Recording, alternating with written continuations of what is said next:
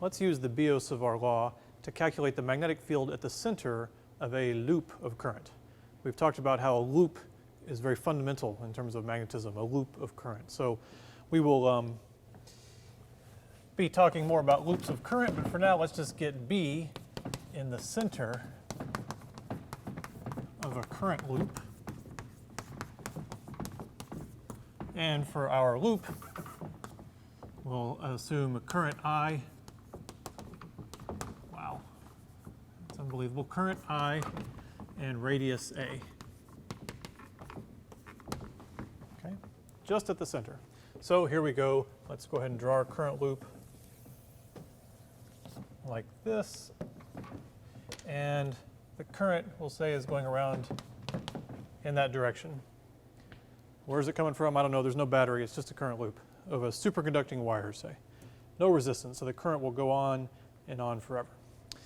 So we know we start with Biot Savart that the little differential element of magnetic field B, dB, that is due to a little piece of the current, ds, is equal to mu naught I over 4 pi. So permeability of free space, current 4 pi times, let's see, it's ds crossed with r hat over r squared. That's Biot Savart. So if we want to draw these vectors in here, let's see. Well, I is already there. ds we've already drawn. R is from the ds to the place where we're measuring or we're calculating the magnetic field. So we're doing it in the center of the circle. So R would look like this, like that. So for that ds, there's the R. Therefore, r hat is the little unit vector in that direction, and it changes as you go around the circle. And r with nothing on it, we'll say, is just the magnitude. That's just the value of the radius. Okay. So all we got to do then to get big B is to do the integral. Integrate around the circle. So let's see. Well, it always bothers us to have our differential involved in a cross product inside of our integral. That's a little bit scary. So let's think about what will always be true for ds and r. As you go around this circle, ds will always be perpendicular to r hat. Right? When you're down here, there's ds, there's r hat. You can imagine as you go around, they'll always be perpendicular. And another thing is that the direction ds cross r hat is always in what direction? It's always going to stick out. If we have ds cross r, it sticks out. So the B field will stick out here, or that component of the B field will stick out. ds cross with r, out. dB for that piece will stick out. dB for every piece will stick out. So let's make a coordinate system, because I know it bothers you when I just write out with a hat on it. So here's x, here's y. X cross y is z. So z sticks out. So it'll always stick out in z, or as we like to call it, a k hat direction. So that's what we know. If they're perpendicular, then the angle between them is 90 degrees, and sine of 90 is 1. So it's really down to just the magnitudes. So let's see what that does. Let's see what that does. Let's write then B is the integral, add up all the dBs. And for the path, let's just write a circle. We want to go around the circle. So this is sort of like a closed loop. Okay, it doesn't have to be. You can do Biot Savart on an open path, but let's just for this purpose, we're going around a closed loop. So that's equal to the integral of this thing. Let's go ahead and pull out all the constants. Anything that's constant doesn't need to be in the integral. The permeability of free space is constant, I hope. I, the current, is constant over 4 pi. 4 pi is constant. Let's see, the ds clearly has to stay in the integral. That'll just be the magnitude of ds because we took care of the cross product. R hat, its magnitude is just 1, so don't worry about that. Little r, this is the radius, but it's actually a constant, right?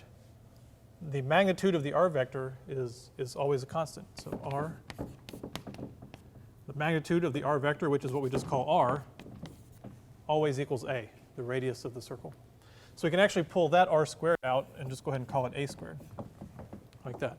So we have mu naught I over 4 pi a squared, and all that's left is the integral around the loop of ds. Everything else is gone. The sine of 90 is 1, r hat magnitude is 1. That came out. It's just the integral of ds around the circle. So if you are familiar at all with calculus, and maybe a little bit of vector calculus, you know that if you integrate this little ds around the circle, that's a length, and it's just the circumference of the circle. That's all it is. So when you see that, you can just call it 2 pi times a. But if that step bothers you, I'll do that for you. Let's see. So b, I'm just going to go super explicit, mu naught I over 4 pi a squared, right? So if we wanted to convert this from ds to something we can actually integrate, well, you could integrate in terms of theta, couldn't you? You could call it theta. So we could say this is the integral from 0 to 2 pi going around a circle. And then you got to think about, what is ds? Well, ds is this vector. You could also describe it as the radius a times d theta, right? If you're going from looking at polar coordinates, the way you define a differential around the circle is the radius times the d theta. So you could, if you wanted to, write this as a d theta. Okay?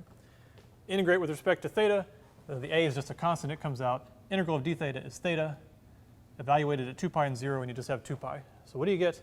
You get 2 pi times the radius, which is a circumference. So often you'll see in books and when people lecture, you'll see that and you'll just write the circumference without really doing an integral. Which is also why I did a circle on it. It's like we're just going around a circle. So the integral around a circle of ds, 2 pi times the radius. Or you can do this.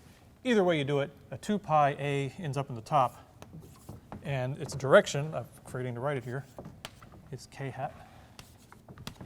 So either way you do it, you get a b that's mu naught I, 2 pi times a. That a is going to cancel.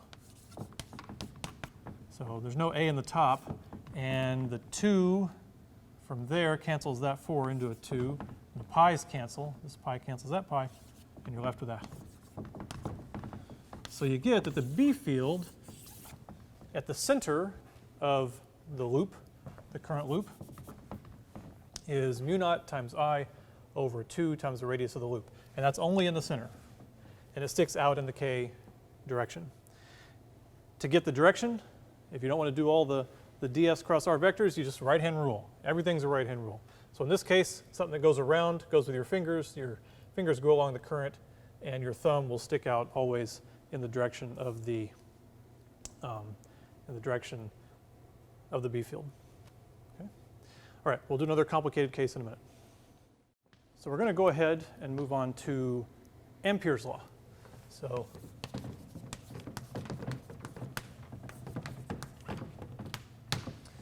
So Ampere's law uses vector calculus like Gauss's law, but we're not going to,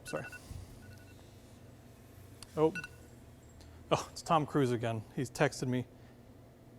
He says, we did the B field at the center of a loop.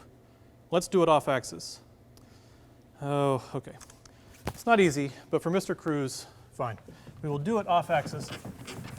It's the same, well, yeah, we can do it because it's a symmetry problem, really. So let's do the B of a current loop off axis. And maybe Mr. Cruise will come run across the campus like he does in all of his movies for us or something. Okay, so what we're thinking then is current loop like this, and we calculated it in the center, the B field right here. But what if we come out here in the, I think I'm going to call it the Z direction. I don't have any notes about this. Okay, so before we got it right here, let's be more general. Okay, can we do it? I don't know. We still have symmetry, really. We do have symmetry. Even though we're not in the center, we're still symmetric with respect to the circle. So we will probably be able to do it. Let's write our dB is mu naught I over 4 pi ds cross r hat over r squared. And we'll assume the same thing. It has a current I and radius a. Okay. So let's imagine a ds right here on top, like that. ds is like that. We want to pick a position at some distance z from the thing. So we're at a position z like that, and we have a radius a right there. And now our r vector is from ds, this position, to there, except the line should be straight. Okay. This is horrible. ds to z. Ooh, that's perfect. Okay. Okay, so then here is r. All right. There's all of our vectors. So all we got to do is add up the field we get here as we go around the circle. Okay. So let's see. B is going to be, let's pull out, go ahead and pull out what constants we know we have. Mu naught I over 4 pi times the integral around a circle. We have ds cross r over r squared. Okay, well we know ds is ds. And we know, actually, it's still true that ds is always perpendicular to r. It's hard to show in this drawing, but ds is this way. R, even though it's pointing down, they're still at 90 degrees to each other. And anywhere you go, they're actually going to be at 90 degrees to each other. Okay. So then we have to say, that's fine, it's ds crossed with r hat. R hat is 1, sine of 90 degrees is 1, so it's just ds over that r squared. Now that r is this distance here, but we also have a right triangle here. So it's this, the little r, or the magnitude of the r vector, is the square root of a squared plus z squared, but it's squared. So down here, we put a squared plus z squared. Okay? And then the last thing we need is the direction. Right? We have a direction from this cross product.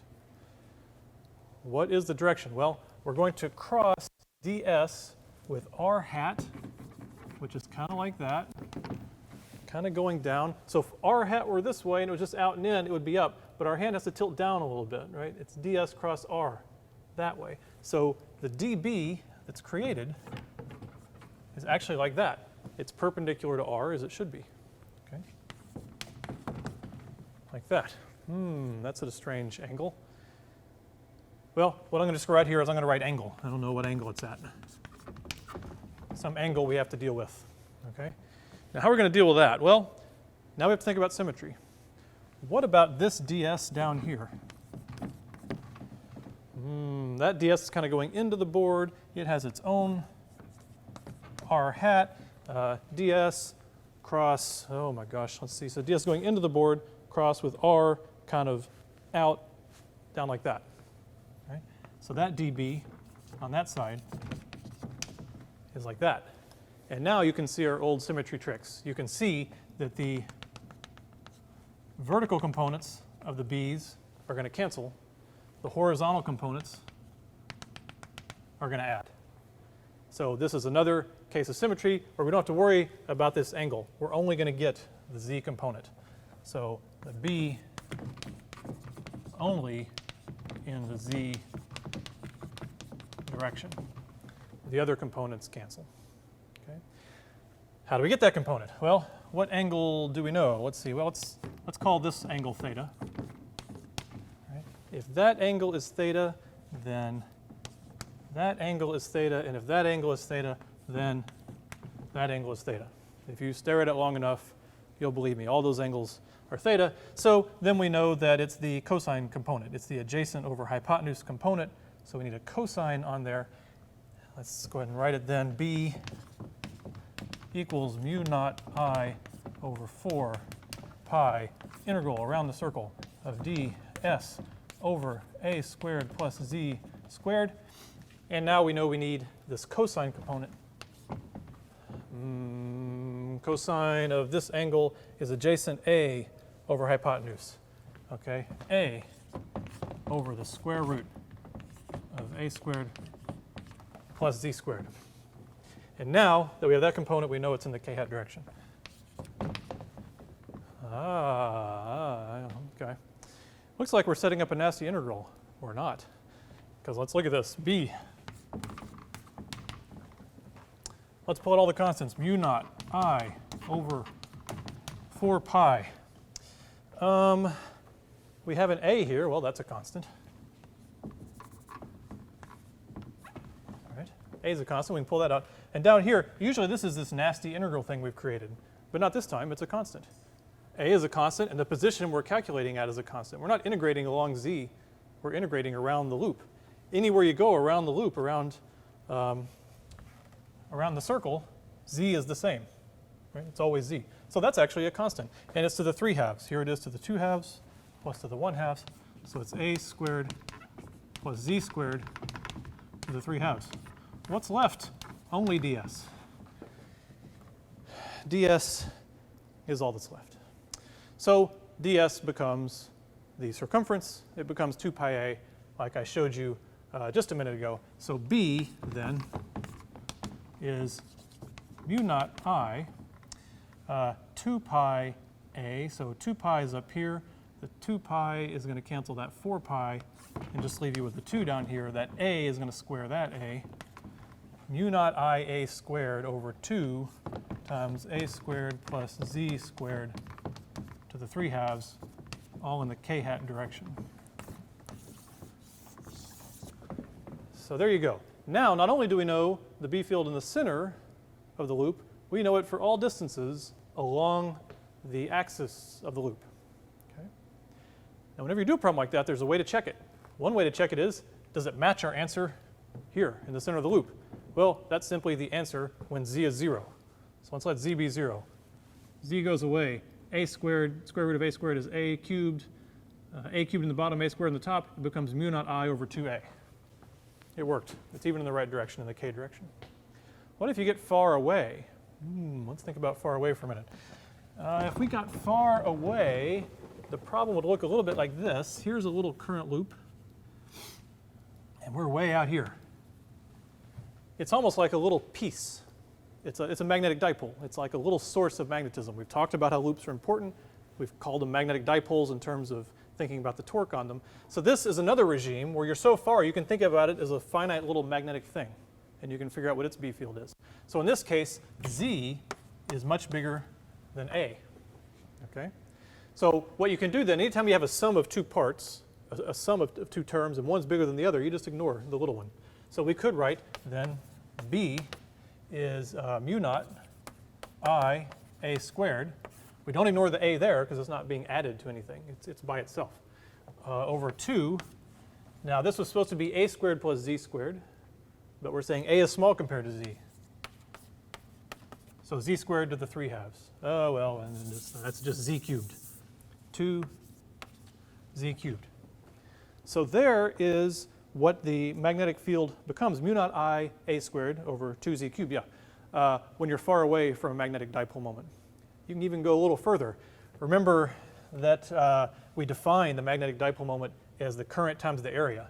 So if we just stick a pi here like that, multiply by pi over pi, then we've got mu naught over 2 pi. Pi A squared is the area times A, that's mu. That's the magnetic dipole moment, mu, over Z cubed. So we see that the magnetic field of a dipole moment, if we're along its axis, goes off as Z cubed. Goes off really fast. And that's the same result you'd get if you did the calculation for an electric dipole moment. Both of them have a field dropping off with the distance cube. So thank you, Tom Cruise, for bringing that up. That was an important point to look at. In physics, we often answer the really big questions. Why is the universe here? Why is there more matter than antimatter? We're going to do one now. This is the big one. What is the force between two wires carrying current? It's been scrawled on cave walls. What is the force? So let's first draw our two wires here. One wire there, one wire there. And we are going to do the problem as though they're infinitely long, and one carries a current I1 and one carries a current I2, and they're separated by a distance A.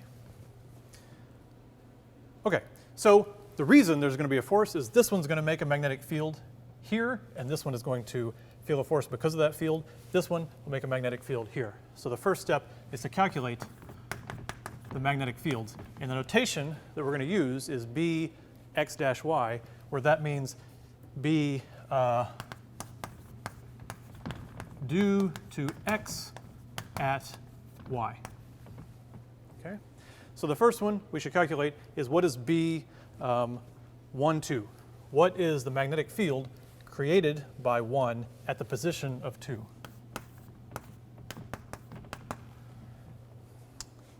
All right. Well, we know it's a magnetic field due to a wire. We know that's mu naught I over 2 pi r, where r is the radius away. Okay? So B1, 2 will be mu naught I1. It's the field created by I1. Mu naught I1 over 2 pi. And instead of r, the separation actually is a. Right? Mu naught I1 over 2 pi a. For the direction, we use the right-hand rule. We put our thumb along the current. Our fingers curl in the direction of the magnetic field. Our fingers are curling into the board here. And why don't we go ahead and do this with a coordinate system. I know some of you really like the coordinate systems. X cross Y, Z is straight out of the board. There you go. So this one is in the I hat, the I hat direction, x-axis.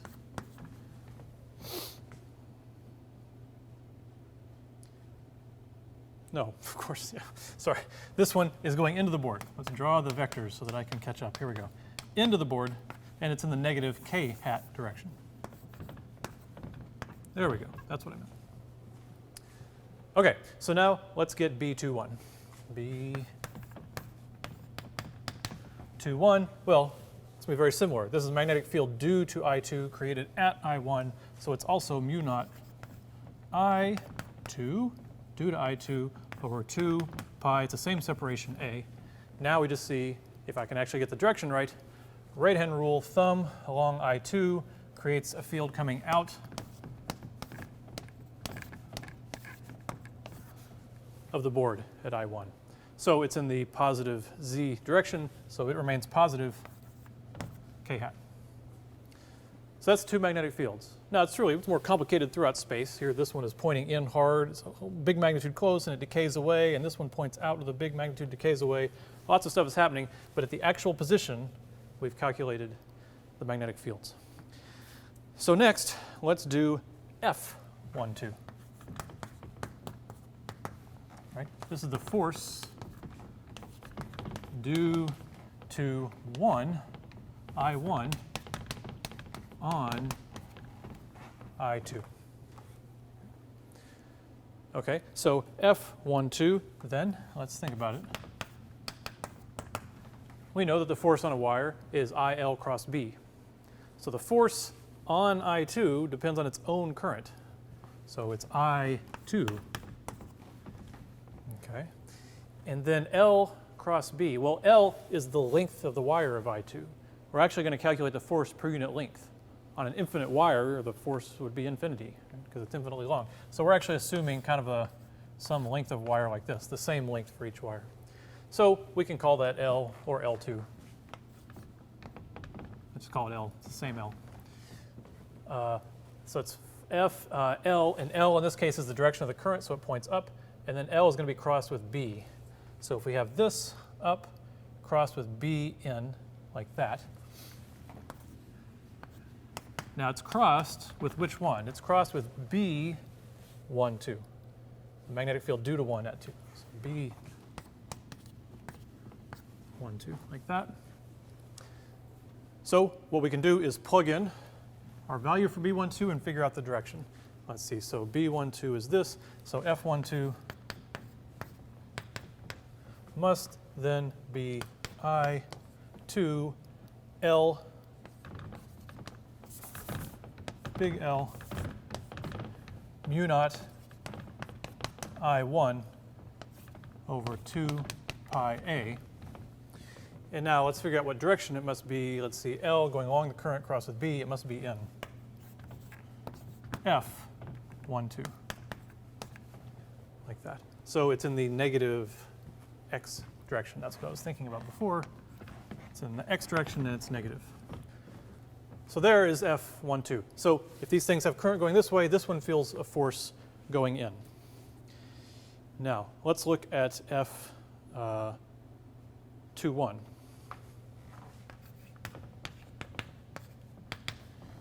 Well, almost the same. It's going to depend on I1 rather than I2, because it's the force on 1, L cross with B. So L and the magnitude of B, want the B here, that's B21. So it's mu naught I2 over 2 pi A.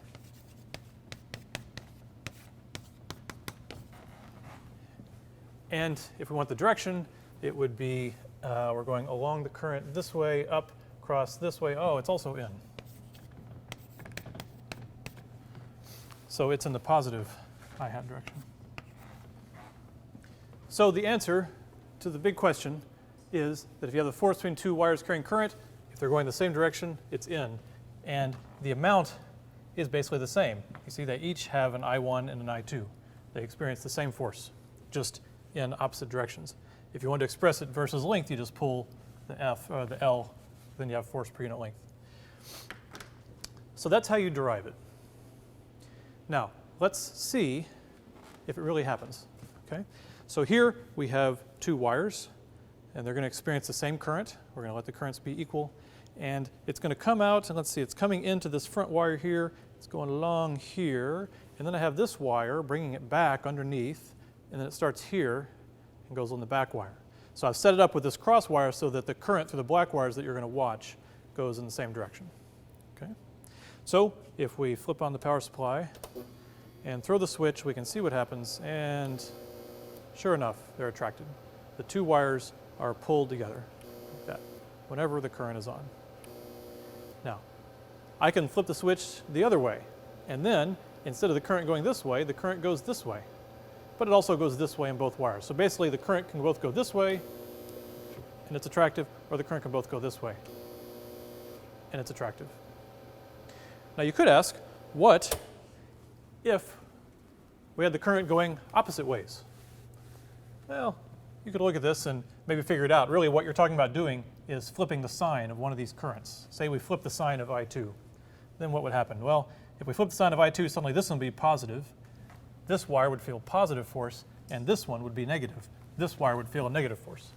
If you flip the sign of one of the currents, it makes the force become repulsive. So I think I can do that. Let's see if I take this off, rather warm wire off here, and this off of here, and put it over here, and then this over here. So now the current comes in this wire, and then is just joined these two here, and it comes back. So now we have currents going the opposite direction. So let's see what happens. And sure enough, they repel. If I get them a little close to start with, let's get them nice and close, and make sure they repel. Yes, either way I throw the switch, they repel. So the world makes sense. Now, there is actually a real reason that this is important. In addition to people wondering for millennia about this, there is an additional reason, and that is, it is this equation gives you the definition of the ampere of the unit for current is defined in terms of the force of two wires. So if we imagine two wires, 1 amp each, 1 meter apart, we can calculate the force per unit length. Let's see, so F over L would be the current, 1 amp, times another current, 1 amp, times mu naught, which is 4 pi times 10 to the minus 7 over 2 pi times A, which is 1 meter. Well, the pi's go away. That becomes a 2. So in the end, the answer is 2 times 10 to the minus 7 meters. Newtons per meter is the force per unit length you get. So that's measured, and that means by definition, that's an amp. This is how it's defined, which also means an amp is a coulomb per second. This is also how you define the coulomb. It's defined in terms of measuring this force. So in the very first lecture, when I told you about 1.6 times 10 to the minus 19th, that's based on this experiment. This is how they standardize the unit.